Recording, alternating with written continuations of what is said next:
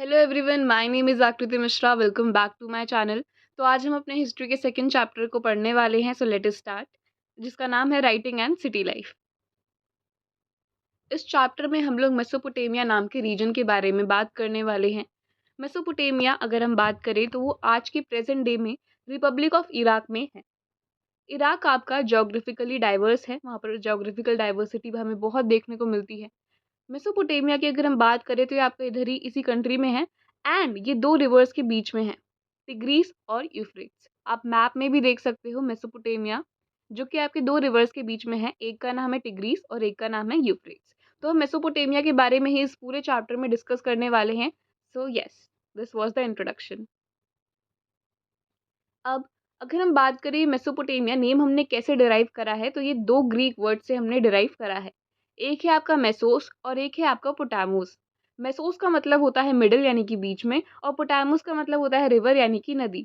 तो हम देख सकते हैं कि जो मेसोपोटामिया रीजन है ये आपके दो नदियों के बीच में आता है। एक है आपका यूफ्रेट्स और एक है आपका टिग्रीस, और इसीलिए इस रीजन का नाम पड़ गया मेसोपोटामिया, क्योंकि ये दो रिवर्स के बीच में आता था।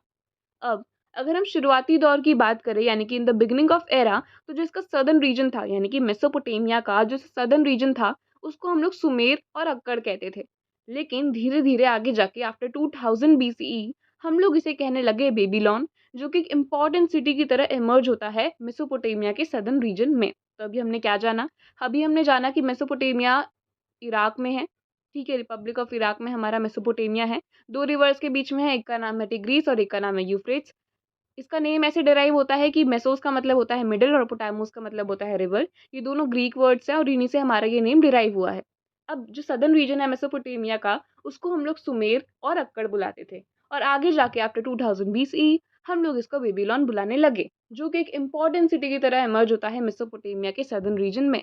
तो इतना हमने जाना। आप मैप में भी देख सकते हो कि जो रेड है वो हाईलाइट करता है आपके अक्केडियन एम्पायर को, और जो येलो है वो आपका सुमेर को हाईलाइट करता है। We have talked about the southern region of Mesopotamia, which was called as Sumer and Akkad, and gradually after 2000 BCE, it was called as Babylon, which emerged as an important city in the southern region of Mesopotamia. Now we are going to talk about the northern region of Mesopotamia. So Assyrians वहाँ पर रहा करते थे and they established Assyria, मतलब वो जहाँ पर रहा करते थे उस region को, उस area को we called as Assyria, और वो किस टाइम पर? 1100 BCE में। ओके, एंड जो फर्स्ट नोन लैंग्वेज हमें देखने को मिली इट वाज सुमेरियन, जिसको आगे जाके रिप्लेस कर दिया हमारे अक्केडियन लैंग्वेज ने। कब करा? 2400 बीसीई में, यानी कि 2400 बिफोर कॉमन एरा में। एंड ये तब तक फ्लरिश करी जब तक अलेक्जेंडर का टाइम था। तो अभी हमने क्या देखा? हमने देखा भाई नदर्न रीजन में असीरियंस रहा करते थे एंड दे एस्टैब्लिश्ड असीरिया, मतलब वो जहाँ पर रहा करते थे उस रीजन को हमने असीरिया बोलना शुरू कर दिया। उन्होंने अपना असीरिया रीजन स्टैब्लिश करा। फिर जो फर्स्ट नोन लैंग्वेज हमें मेसोपोटामियंस की देखने को मिली वो थी सुमेरियन, जो कि आगे जाके रिप्लेस कर दी गई अकेडियन के द्वारा। फिर अकेडियन जो है धीरे धीरे अलेक्जेंडर के टाइम तक चलता है, और फिर आफ्टर सुमेरियन हम लोग देखते हैं कि अरमेक नाम की लैंग्वेज आती है, जो कि हिब्रू नाम के लैंग्वेज से काफ़ी सिमिलर होती है, और ये बात है 1000 बीसीई की। अब हम लोग बात करते हैं उस इम्पॉर्टेंट साइट्स की, उन इम्पॉर्टेंट साइट्स की ऑफ मेसोपोटामिया जहाँ पर ये एक्सकवेशंस हुआ करती थी। एंड अब हम बात करेंगे कैसे जो यूरोपियंस है ना वो मेसोपोटामिया से बहुत ज़्यादा ऑब्सेशन अपना दिखा रहे थे, क्योंकि वो बहुत ज़्यादा एक्सकवेशंस वहाँ पर करा कर रहे थे। एंड 1840s में जो इम्पोर्टेंट दो साइट्स थी एक्सकवेशंस की, वो थी आपकी उरुक और मारी। ओके, तो अभी हम लोग डिस्कस करने वाले के हैं कि जो यूरोपियंस थे वो मेसोपोटामिया से इतना ज़्यादा ऑब्सेस्ड क्यों थे। तो वो इसलिए थे, it was because of the references in the old testament which was the first part of the Bible. तो जो first part of the Bible था ओल्ड टेस्टमेंट, उसके कुछ रेफरेंसेस की वजह से यूरोपियंस मेसोपोटामिया से ऑब्सेस्ड थे, और इसी वजह से वो वहाँ पर एक्सकवेशंस करा कर रहे थे। ओल्ड टेस्टमेंट में बताया जाता है कि उस वक्त जो है पहले के टाइम पर क्या होता है कि गॉड को लगा कि करप्शन बहुत ज़्यादा हो रहा है। तो करप्शन बहुत ज़्यादा हो रहा है तो वो सोचते हैं कि वो फ्लड ला देते हैं ताकि जो सारे लोग हैं ना वो मर जाएं। But God did not want to kill everyone, उनको सबको नहीं मारना था। तो वो क्या करते हैं कि वो नोआ को सेलेक्ट करते हैं एंड उससे कहते हैं कि भाई तुम बोट अरेंज कर लो, जिसमें कि तुम ह्यूमंस और इंक्लूडिंग एनिमल्स को अपने उस बोट में रख सको, क्योंकि मुझे सबको नहीं मारना है। मतलब बेसिकली जो बुरे लोग हैं उनको उन्हें मारना होगा। तो वो इसी वजह से फ्लड ला रहे थे एंड उन्होंने नोआ को सेलेक्ट कर लिया कि भाई नोआ तुम एक बोट अरेंज कर लो जिसमें कि तुम एनिमल्स और ह्यूमंस को उसमें रख सको। नोआ फिर बोर्ड बनाते हैं और हर स्पीशी में से वो एक पेयर को सेलेक्ट करते हैं, kind of we can say couple को सेलेक्ट करते हैं और उस बोट में रखते हैं। एंड ये तो एक पहला रीज़न हो गया। दूसरा रीज़न ये है कि एक शिमार नाम की जगह होती थी, जिसका इसमें रेफ़रेंस दिया गया है and they thought that Shimar equal to Sumer, मतलब उन्हें लगा कि सुमेर जो है, जो मेसोपोटामिया में है, is equals to Shimar which is mentioned in the Old Testament of Bible. Okay, तो वो शिमार को सुमेर समझते हैं एंड इसी वजह से वो मेसोपोटामिया में एक्सकवेशंस अपनी करा करते हैं। और मेसोपोटामियन हिस्ट्री भी अगर हम लोग देखें तो उसमें जैसे अभी हमने देखा कि ओल्ड टेस्टामेंट में नोआ की बात करी गई है, लेकिन मेसोपोटामियन हिस्ट्री में जो प्रिंसिपल कैरेक्टर था वो ज़ीरोसूद्रा था और we can say Utnapishtim which is similar to Noah, जो कि मैंने आपको बता दिया है। In 1960s, it was understood that the stories of Old Testament was not literally true. तो क्या होता है कि ओल्ड टेस्टामेंट में बहुत चीज़ें लिखी गई थी, लेकिन आगे जाके 1960s में उन्हें ये रियलाइज़ होता है कि भई ओल्ड टेस्टामेंट में जो लिखी गई है ना, वो सारी चीज़ें एज़ इट इज़ ट्रू नहीं है। लिटरली वो चीज़ें ट्रू नहीं है कि जैसा हम लोग सोच रहे हैं, जैसा हम लोग पढ़ रहे हैं, एग्ज़ैक्टली वैसे ही ट्रू हो। तो ये आगे जाके वो लोग समझते हैं। तो हमने क्या देखा, हमने नॉर्दर्न रीजन के बारे में पढ़ा कि असीरियंस रहा करते थे and they established Assyria. First known language थी सुमेरियन, जो कि रिप्लेस कर दी जाती है अक्केडियन के द्वारा, जो कि सिर्फ अलेक्जेंडर के टाइम तक ही फ्लरिश करती है। फिर अरमेक आती है, जो कि हिब्रू नाम के लैंग्वेज से सिमिलर होती है 1000 बीसीई में। फिर हम लोग बात करते हैं कि जो यूरोपियंस थे वो मेसोपोटामिया में इतनी एक्सकवेशंस क्यों करा कर रहे थे, why were they so much obsessed with it.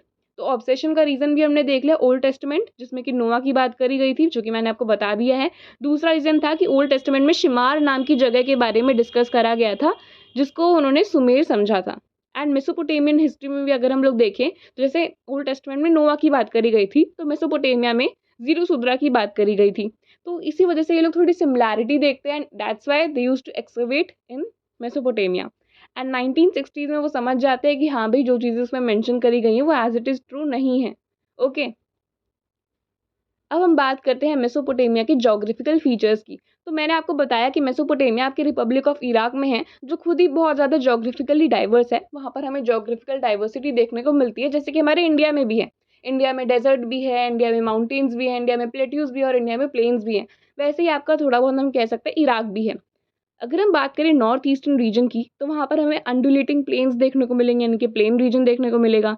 Mountain ranges देखने को मिलेंगी, क्लियर स्ट्रीम देखने को मिलेंगी, वाइल्ड फ्लावर्स हमें देखने को मिलेंगी और इनफ रेनफॉल देखने को मिलेगी, जहाँ पर हम लोग क्रॉप्स जो हैं ग्रो कर सकते हैं।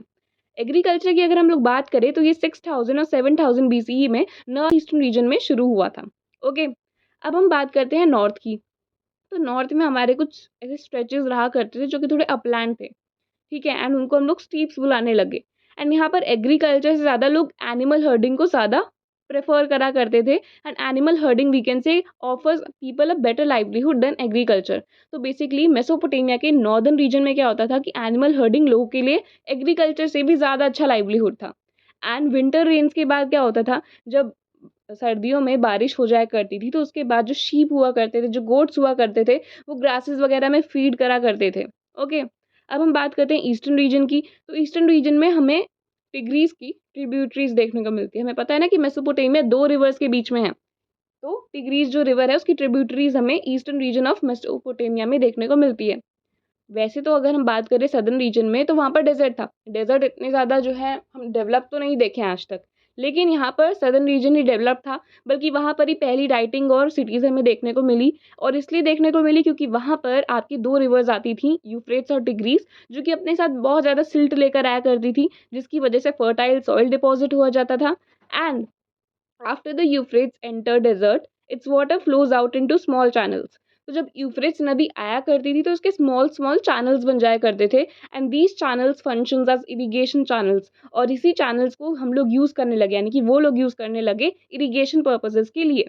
ओके, तो इससे एग्रीकल्चर सदर्न रीजन में बहुत ज़्यादा प्रमोट होने लगा एंड दैट्स वाई जो सदर्न रीजन था मेसोपोटामिया का वो और डेवलप था। ओके, एंड फर्स्ट सिटीज़ और राइटिंग भी यहीं पर ही एमर्ज होती है। ओके, तो सदर्न रीजन डेजर्ट था, लेकिन स्टिल वो डेवलप होता है और वो इसलिए डेवलप होता है क्योंकि वहाँ पर यूफ्रेट्स और टिग्रीज़ रिवर्स आती थी, अपने साथ सिल्ट लेकर आती थी और फर्टाइल सॉइल को डिपॉज़िट भी करा करती थी। तो अभी हमने देखा कि कैसे जो सदर्न रीजन था मेसोपोटामिया का, वहाँ पर एग्रीकल्चर अच्छे से प्रैक्टिस हुआ करता था एंड वो इसलिए क्योंकि वहाँ पर 2 नदियाँ आया करती थी, एक था यूफ्रेट्स और एक था टिग्रीज़। ये जो 2 नदियाँ थी, ये अपने साथ सिल्ट को लेकर आया करती थी, जिसकी वजह से फर्टाइल सॉइल डिपॉज़िट हो जाया करता था। And that's why the people of the southern Mesopotamia used to do agriculture there. And that's why we say कि जो एग्रीकल्चर था सदर्न मेसोपोटामिया का, it was the most productive even though the region did not have sufficient rainfall for its crops. अब southern Mesopotamia में तो dessert था, तो वहाँ पर रेनफॉल नहीं हुआ करती थी, लेकिन उसके बाद भी वहाँ का जो एग्रीकल्चर था, वो बहुत प्रोडक्टिव देखने को मिलता है। एंड इसलिए देखने को मिलता है क्योंकि वहाँ पर वो 2 नदियाँ आया करती थी जो अपने साथ सिल्ट को डिपॉज़िट करा करती थी। एंड सिर्फ़ एग्रीकल्चर ही नहीं, बल्कि जो मेसोपोटामियन शीप जो हुआ करती थी, वो भी ग्रेज़िंग वग़ैरह करा करती थी। एंड उसके साथ-साथ आगे जाके वो लोग मिल्क को प्रोड्यूस करा करती थी, मील को प्रोड्यूस करा करती थी, और साथ ही साथ वूल को कपड़े बनाने के लिए, ठंड के लिए जो है अबंडेंस में, बहुत ज़्यादा मात्रा में प्रोड्यूस करा करती थी। अब हम आगे जाके देखते हैं कि जो फ़िश भी थी, वो भी अवेलेबल हो जाया करती थी क्योंकि 2 रिवर्स आया करती थी, as I said. Southern Mesopotamia में यूफ्रेट्स और टिग्रीज़ नाम की रिवर्स आया करती थी, एंड इसीलिए उनको फ़िश की भी अवेलेबिलिटी देखने को मिल जाती थी। एंड जो डेट पाल्म्स हुआ करते थे, gave fruits in summers, but do you think the cities grew just because of rural prosperity?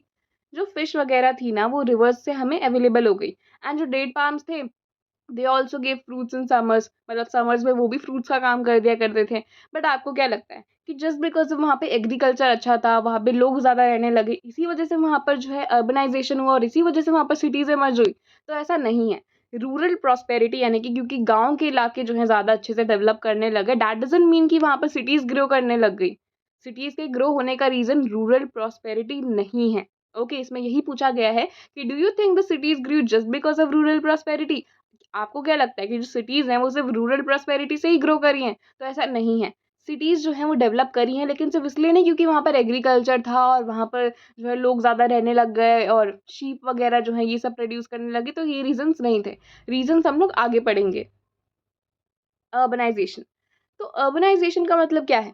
अब कुछ लोगों का ऐसा मानना होगा कि अर्बनाइज़ेशन में सिटीज़ और टाउन्स रहते हैं, और सिटीज़ एंड टाउन्स हम उन एरियाज़ को कहते हैं जहाँ पर जो है लोग ज़्यादा मात्रा में रहा करते हैं। तो ऐसा नहीं है। Cities and towns are not just places with high population. Cities और टाउन सिर्फ वो प्लेसेस नहीं है जहाँ पर लोग ज़्यादा मात्रा में रहते हैं, या जहाँ पे रूरल प्रॉस्पेरिटी ज़्यादा है, या जहाँ पे वो लोग जो हैं एग्रीकल्चर अच्छे से कर लिए तो वही हो गया अर्बनाइज़ेशन। तो ऐसा नहीं है। अर्बनाइज़ेशन में हमें 3 फीचर्स देखने को मिलते हैं। पहला फीचर है कि कंटीन्यूअस डिपेंडेंस, मतलब जब हमारी डिपेंडेंस औरों पर बढ़ने लगती है, उनकी भी हम पर बढ़ने लगती है। दूसरा है डिवीज़न ऑफ लेबर, जब लेबर वगैरह में हमें डिवीज़न देखने को मिलता है, किसी का कुछ काम होता है तो किसी का कुछ काम होता है। फिर तीसरा है सोशल ऑर्गनाइज़ेशन। तो चलिए इसको डिटेल में पढ़ते हैं। तो हमें एक कार्वर का एग्ज़ाम्पल दिया गया है जिसकी मदद से हम लोग अच्छे से समझ सकते हैं कि कैसे एक दूसरे पे अपनी डिपेंडेंस दिखाया करते थे एंड कैसे उनके बीच में एक इंटरेक्शन था। उसकी स्पेशलाइजेशन क्या थी? उसकी स्पेशलाइजेशन सिर्फ कार्विंग थी, उसको सिर्फ कार्विंग करना आता था, उसको ट्रेडिंग करना नहीं आता था। तो अब उसको एक ट्रेडर की ज़रूरत होगी, एक ट्रेडर की ज़रूरत होगी जो कि उसको ब्रॉन्ज़ वगैरह जो है लाकर देगा। तो हम क्या कह सकते हैं कि इस कार्वर की डिपेंडेंस बढ़ गई ट्रेडर पर। तो दिस इज़ शोइंग इंटरैक्शन और डिपेंडेंस, यानी कि जो कार्वर है हमारा, उसको जो है ब्रॉन्ज़ और बाकी मटेरियल्स की जो है अवेलेबिलिटी चाहिए। लेकिन वो ट्रेडर तो है नहीं कि वो कहीं पे ट्रेड करके जो है ला पाएगा। उसको एक ट्रेडर की रिक्वायरमेंट होगी, एंड दैट्स व्हाई वो एक ट्रेडर पर डिपेंडेंट होगा और उससे इंटरैक्ट करेगा, एंड ऐसे जो है अर्बनाइज़ेशन आएगी।